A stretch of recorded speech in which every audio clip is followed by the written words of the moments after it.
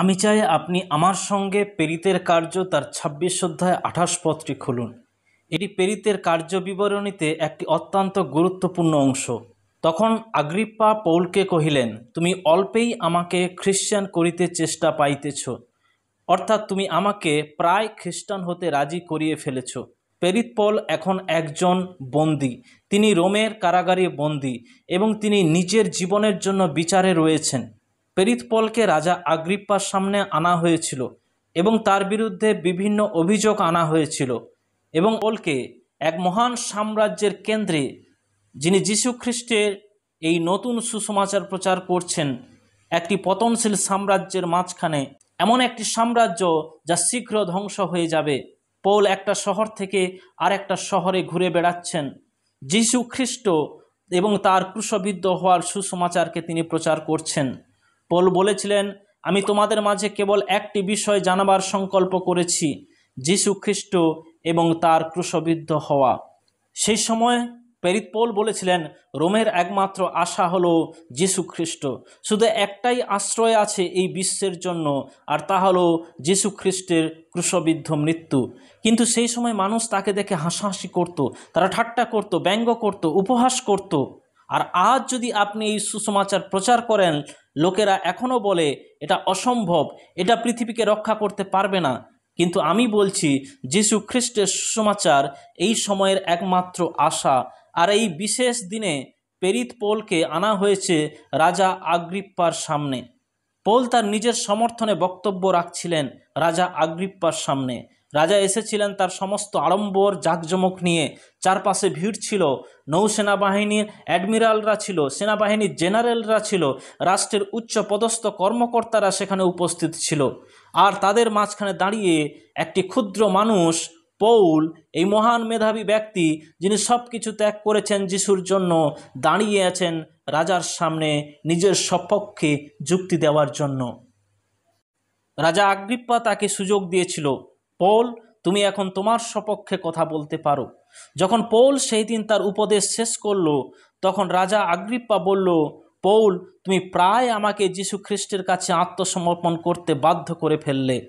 এবং পৌল বলল, আমি চাই শুধু আপনি নন, আজ যারা যারা আমার কথা শুনছে তারা সবাই যেন আমার মতো হয়। এখন মন দিয়ে শুনুন, আমি এবং আপনি হয়তো ঈশ্বরের বাক্যের বিরুদ্ধে বিদ্রোহ করতে পারি, আমরা আমাদের বিবেকের আহ্বানকে অস্বীকার করতে পারি, কিন্তু একটা সময় না একটা সময় আমাদের জীবনে আসবে, আমাদের বিশ্বাসের প্রশ্নের মুখোমুখি হতে হবে। পৌল আগ্রিপ্পাকে জিজ্ঞাসা করলো, তুমি কি বিশ্বাস করো? তুমি কি সত্যি বিশ্বাস করো? আগ্রিপ্পা বললেন, আমি প্রায় বিশ্বাস করে ফেলেছি, আমি প্রায় ঈশ্বরের রাজ্যে প্রবেশ করার মুখে। তাই আমরা এখানে দেখি দুইজন মানুষ, একজন হলো প্রেরিত পৌল, যিনি বলছেন আমি জানি আমি কাকে বিশ্বাস করি। অপরজন রাজা আগ্রিপ্পা, যিনি বললেন আমি প্রায় বিশ্বাস করে ফেলেছি, আমি প্রায় ঈশ্বরের রাজ্যে ঢুকে পড়েছিলাম, কিন্তু পুরোপুরি নয়। এমন কি ছিল যা শক্তিশালী আগ্রিপ্পাকে সেদিন প্রায় বিশ্বাস করতে বাধ্য করেছিল? তিনি প্রায় আত্মসমর্পণের প্রান্তে দাঁড়িয়েছিলেন। মাত্র একটি ধাপ ছিল একদিক থেকে অন্যদিকে যাওয়ার জন্য। সিদ্ধান্তের পাল্লা ছিল প্রায় সমান সমান। কেন আগ্রিপ্পা রাজি হয়েছিল? কি তাকে থামতে ও ভাবতে বাধ্য করেছিল? প্রথম কারণ, আগ্রিপ্পা ঈশ্বরে বিশ্বাস করতেন। আজ এখানে হাজার হাজার মানুষ রয়েছেন যারা ঈশ্বরকে বিশ্বাস করেন। বুদ্ধিগতভাবে আপনি বলবেন, হ্যাঁ আমি ঈশ্বরকে বিশ্বাস করি, ঈশ্বর রয়েছে, কিন্তু বাস্তবতা হলো আপনি এখনও ঈশ্বরের রাজ্যে প্রবেশ করতে পারেননি। আপনি সত্যিকারে নিজেকে যীশু খ্রিস্টের কাছে এখনও সমর্পিত করতে পারেননি। বুদ্ধিগতভাবে আপনি বলবেন হ্যাঁ, কিন্তু আপনি সব কিছু যিশুর হাতে এখনও দিতে পারেননি, আর আপনি এখনও ঈশ্বরের রাজ্যে প্রবেশ করতে পারেননি। এটাই এই সবার সবচেয়ে বড় করুণ বিষয়। আপনি কখনো আপনার জীবনে সেই জায়গায় পৌঁছাননি যেখানে আপনি নিজের পাপের জন্য অনুতাপ করে খ্রিস্টকে গ্রহণ করেছেন। আপনি প্রায় বিশ্বাস করে ফেলেছেন, কিন্তু পুরোপুরি আপনি এখনো বিশ্বাস করেননি। দ্বিতীয়ত, যে কারণে আগ্রিপ্পা প্রায় রাজি হয়েছিল, কারণ সে সদ্য সুসমাচার শুনছিল। আর এটা যে কোনো মানুষের জন্য যথেষ্ট কারণ। সুসমাচার শোনা মানে শ্রোতার ওপর একটি নৈতিক দায়িত্ব সৃষ্টি হয়। এটাই হচ্ছে সুসমাচারের শক্তি, পাওয়ার। যখন কেউ এই যীশু খ্রিস্টের সুসমাচার শোনে, তার মৃত্যু, তার পুনরুত্থানের কথা যখন শোনে, একটা ছাপ, একটা প্রভাব সেই হৃদয়ে পড়তে শুরু করে। সেটাই আগ্রিপ্পার জীবনে দেখা গিয়েছিল। পৌল যখন সেদিন দাঁড়িয়ে বলেছিলেন রাজা আগ্রিপ্পাকে, রাজা আগ্রিপ্পা, যীশু খ্রিস্ট আপনার পাপের জন্য ক্রুশে মারা গেছেন। হে মহারাজ, মহামহিম রাজা, আপনাকে সম্মান দিয়ে আমি বলছি, আপনিও একজন পাপী। আপনি রাজা হন বা ভিখারি, শিক্ষিত হন বা অশিক্ষিত, আপনি ঈশ্বরের বিরুদ্ধে পাপ করেছেন। আপনাকে আপনার পাপ থেকে মন ফিরাতে হবে। যীশুখ্রিস্ট প্রকাশ্যে জনগণের সামনে কালভেরির ক্রুশে আপনার জন্য মারা গেছেন, আর আপনি যদি তার সাক্ষাতে না আসেন, আপনি চিরতরে হারিয়ে যাবেন। হে রাজা আগ্রিপ্পা, আমি চাই আপনি যিশুর কাছে নিজেকে আত্মসমর্পণ করুন, যেভাবে আমি প্রভু যিশুর কাছে নিজেকে সমর্পণ করেছি। আর এই সুসমাচারের শক্তি সেদিন রাজা আগ্রিপ্পার জীবনে একটা বড় দাগ কেটেছিল, যেটা তাকে প্রায় যীশু খ্রিস্টকে বিশ্বাস করতে বাধ্য করেছিল। কি দারুণ পৌলের সাহস! যে সাহস পবিত্র আত্মা তাকে দিয়েছিল সেই রাজার উদ্দেশ্যে আঙুল তুলে কথা বলার জন্য, তাকে ঈশ্বরের দিকে নিয়ে আসার জন্য। আর আজ আমি দাঁড়িয়েছি জীবিত ঈশ্বরের একজন দাস হিসাবে, নিজের বার্তা প্রচার করার জন্য না, নিজের চিন্তা বলার জন্য নয়। আমি প্রার্থনা করছি, যখন আমি বলছি, যেন ঈশ্বর আমাকে এমন কথা দেন, যা আপনাকে কেবল ঈশ্বরের রাজ্যে প্রায় নিয়ে যাবে না, বরং আপনাকে এই দিনে সিদ্ধান্ত নিতে সাহায্য করবে যে এই প্রায় রেখাটি পার করে হ্যাঁ বলার জন্য, যীশু খ্রিস্টকে গ্রহণ করার জন্য, যাতে তিনি আপনার জীবনকে রূপান্তরিত করতে পারেন এবং আপনাকে এক নতুন জীবনের যাত্রা দিতে পারেন। হ্যাঁ, আগ্রিপ্পা সুসমাচার শুনেছিলেন আর তার দায়িত্ব ছিল বিশাল। তৃতীয় যে কারণের জন্য আগ্রিপ্পা প্রায় রাজি হয়েছিল, কারণ তার সামনে ছিল পৌলের জীবন পরিবর্তনের এক জ্বলন্ত উদাহরণ। তার সামনে ছিল একটি পরিবর্তনশীল জীবনের জীবন্ত সাক্ষ্য। একসময় পৌল যিশুর বিরোধিতা করতেন, তিনি খ্রিস্টানদের ওপর নির্যাতন করতেন, তিনি খ্রিস্টানদের কারাগারে পাঠাতেন, এমনকি হত্যা করতে আদেশ দিতেন। তিনি সব ধরনের অত্যাচার করেছেন। একদিন তিনি দামাস্কাসের পথে চলেছিলেন, হঠাৎ একটা আলোর ঝলক তার উপরে এসে পড়ল। তিনি বললেন, প্রভু আপনি কে?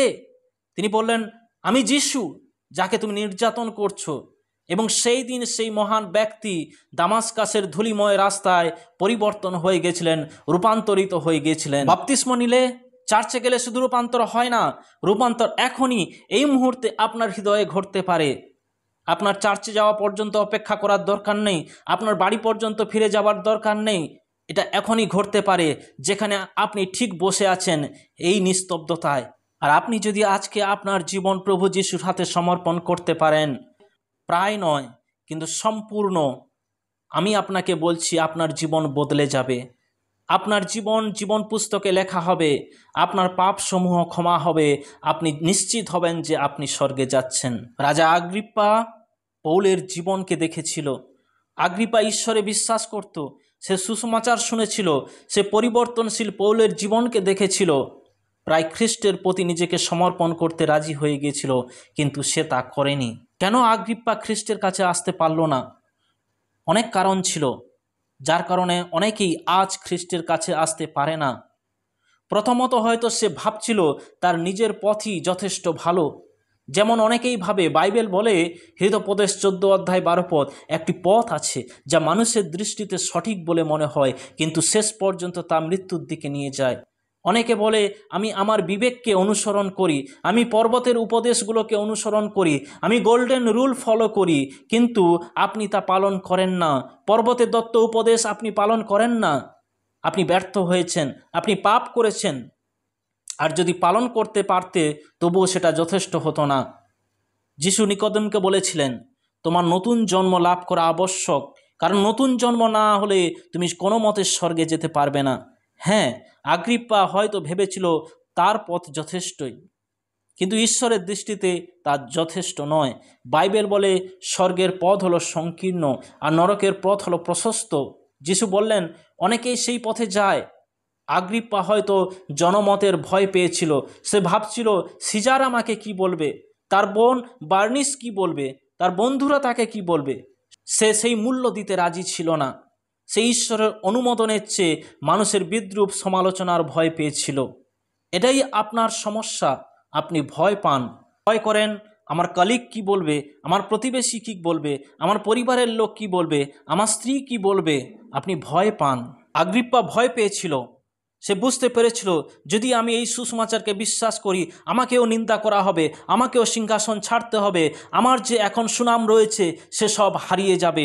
সে ভয় পেয়েছিল, তাই সে পুরোপুরি রাজি হতে পারেনি। তারপর হয়তো তার জীবনে এমন পাপ ছিল যা সে ছাড়তে চায়নি। এটাই অনেকেই করছে, এটাই অনেককে খ্রিস্ট থেকে দূরে রাখে, অহংকারের পাপ। হয়তো আপনি সেই নারীকে ছাড়তে পাচ্ছেন না যিনি তোমার স্ত্রী নন, তবুও তুমি তার সঙ্গে সময় কাটাও। হয়তো তুমি তোমার হৃদয়ের লালসা ছাড়তে পারছো না, হয়তো তুমি তোমার প্রতারণা ও মিথ্যা ছাড়তে চাইছো না অতিরিক্ত অর্থের জন্য। হয়তো তুমি ছাড়তে চাও না এমন কিছু জিনিস যা তুমি করছো অথচ জানো সেগুলো ভুল, সেগুলো মন্দ। আগ্রিপ্পা বুঝতে পেরেছিল সে ঈশ্বরের বিরুদ্ধে পাপ করেছে, কিন্তু সে তার পাপ আঁকড়ে ধরেছিল, সেগুলো ছাড়তে চায়নি। কিংবা সে হয়তো ভেবেছিল আজ নয় অন্য দিন, তার সিদ্ধান্তটা স্থগিত রেখেছিল। তিনি বলেছিলেন আমি প্রায় রাজি হয়ে পড়েছি, কিন্তু অন্য আর একদিন শুনবো। কারণ গভর্নর ফেলিক্সও ঠিক এটাই বলেছিল। ফেলিক্স বলেছিল আরও সুবিধাজনক সময়ে তোমাকে ডাকবো পল, কিন্তু সে সময় আর কখনো আসেনি। পরে আর কখনো তাকে ডাকা হয়নি। কিন্তু বাইবেল বলে এখনই সেই দিন, আজই পরিত্রাণের দিন। বাইবেল বলে এসো যতক্ষণ সময় আছে, আর একটা সুযোগ নাও আসতে পারে। আপনি আপনার জীবন এখনই খ্রিস্টকে দেন যতক্ষণ সময় আছে।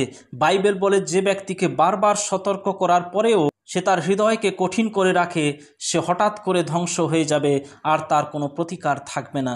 বাইবেল বলে আমার আত্মা মানুষের সঙ্গে চিরকাল সংগ্রাম করবে না। তুমি যখন খুশি তখন খ্রিস্টের কাছে আসতে পারো না। তুমি তখনই আসতে পারো যখন ঈশ্বরের আত্মা তোমাকে টানেন। তুমি খ্রিস্টের কাছে তখনই সত্যিকারে আসতে পারো যখন ঈশ্বর তোমার হৃদয় প্রস্তুত করেছেন, যখন সুসমাচার ঘোষণা করা হয়েছে এবং তুমি তাকে তোমার ত্রাণকর্তা হিসাবে গ্রহণ করো। হ্যাঁ, আগ্রিপ্পা সিদ্ধান্ত নিয়েছিল বিষয়টা পিছিয়ে দেবে, কিন্তু শেক্সপিয়ার বলেছিল মানব জীবনের ঘটনায় এরকম জোয়ার আসে, সেটা যদি পূর্ণতায় ধরা যায় তবে তা নিয়ে যায় সাফল্যের দিকে। আমি বিশ্বাস করি এখানে আজ যারা আছো প্রত্যেকেই ঈশ্বর দ্বারা প্রেরিত হয়েছ। স্বর্গে এটা পূর্ব নির্ধারিত ছিল যে এই মুহূর্তে তুমি এখানে বসে থাকবে, সুসমাচার শুনবে এবং খ্রিস্টকে গ্রহণ করার সুযোগ পাবে। আগ্রিপ্পা ঈশ্বরের রাজ্যে প্রবেশ করতে পারত প্রথমত সে যদি পাপের অনুতাপ করত। আপনি যে কোনো সিদ্ধান্ত নেন না কেন সেটার একটা মূল্য দিতে হবে। আপনি যদি না বলেন আপনাকে নরক ও ন্যায় বিচারে যেতে হবে, কিন্তু আপনি যদি হ্যাঁ বলেন তাহলে আপনাকে পাপ ত্যাগ করতে হবে, একটা মূল্য আপনাকে দিতে হবে। এখানে উপস্থিত প্রত্যেককে, আপনাদের সকলকে জীবনে একটা সিদ্ধান্ত অবশ্যই নিতে হবে, হ্যাঁ অথবা না।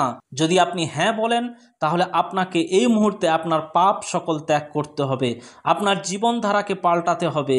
আর যদি আপনি না বলেন তাহলে আপনার জীবন থেকে হারিয়ে যাবে শান্তি, পাপের ক্ষমা এবং স্বর্গরাজ্য। আপনি হ্যাঁ বলুন আর না বলুন, সব ক্ষেত্রে আপনাকে মূল্য দিতে হবে। আপনি কোনটা বেছে নেবেন, হ্যাঁ না না? আপনি যদি যিশুর সুসমাচারে এখনও বিশ্বাস করেননি, আপনি যদি আপনার জীবন সেই যিশুকে সমর্পিত করেননি, তাহলে আমি আপনাকে অনুরোধ করছি আপনার জীবন, হৃদয় আজ তাকে সমর্পণ করুন।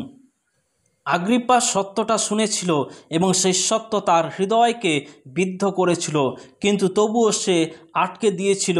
সে অনুতাপ করতে চাইল না, সে ঈশ্বরের দিকে ফিরতে চাইল না। আগ্রিপ্পা বেছে নিয়েছিল তার নিজের রাস্তায় হাঁটার জন্য, ঈশ্বরের রাস্তায় নয়। রূপান্তরিত হওয়া মানে বিশ্বাস করা নয়, বরং বিপরীত দিকে হাঁটা।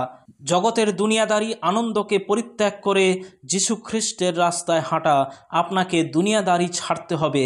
বাইবেল বলে আপনাকে ফিরতে হবে, সম্পূর্ণ বিপরীত পথে চলতে হবে। আর যখন আপনি বাড়ি ফিরে যাবেন, অফিসে যাবেন, কাজে ফিরবেন, তখন সেটা কঠিন হবে। হাজারো রকমের সমস্যা, প্রতিরোধ, কষ্ট, নিপীড়ন আপনার জীবনে নেমে আসবে, কিন্তু বাইবেল বলে খ্রিস্ট তোমার সঙ্গে থাকবেন, পবিত্র আত্মা আপনার ভেতরে বাস করবেন আর তিনি আপনাকে শক্তি দেবেন। আপনি যখনই খ্রিস্টকে আপনার জীবন সঁপে দেবেন, আপনার জীবনে পবিত্র আত্মার ফল উৎপন্ন হবে, ভালোবাসা, শান্তি, এবং আনন্দ। আপনি পাপের উপর কর্তৃত্ব লাভ করতে পারবেন। আপনি পাপের মুখে দাঁড়িয়ে বলতে পারবেন, পাপ আর তুমি আমাকে জয় করতে পারবে না।